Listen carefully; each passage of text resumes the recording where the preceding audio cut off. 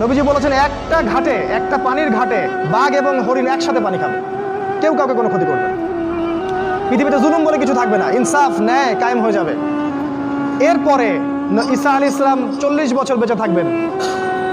40 বছরের মধ্যে তিনি বিয়ে করবেন, সন্তান হবে, তার মৃত্যু হবে, তাকে দাফন করা হবে আমাদের নবীর কবরের পাশে। এবং তিনি যখন ইন্তেকাল করবেন তারপরের মানুষগুলা আরও জঘন্যভাবে খারাপ হওয়া শুরু করবে, এর রাস্তায় দাঁড়িয়ে জেনা করবে। আর এই মানুষগুলোর উপরে হঠাৎ একদিন সকালবেলা সূর্য পশ্চিম দিক থেকে উঠে যাবে এবং একটা লোকমা মুখে তোলার জন্য মানুষ মুখে নিবে, মুখে তুলতে পারবে না, তার আগে কিয়ামত হয়ে যাবে। পানি খাওয়ার গ্লাস উঠাবে, পানি পান করার আগেই কিয়ামত হয়ে যাবে।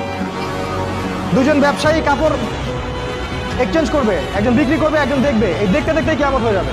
একদম মুহূর্তের মধ্যে একদিন কিয়ামত হয়ে যাবে ওই মানুষগুলোর সামনে। এগুলোর সামনে হতে যাচ্ছে, আমাদের হাতে বেশি সময় নাই কথাগুলো বলার, এই কারণ হচ্ছে সময় কম।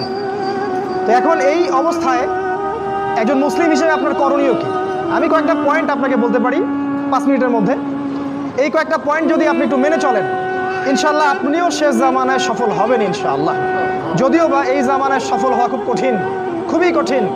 নবীজি বলেছেন ঈমান ধরে রাখা এত কঠিন হবে যেমন হাতে আগুন ধরে রাখা কঠিন হয়। হাতে আগুন ধরে রাখা কি কঠিন?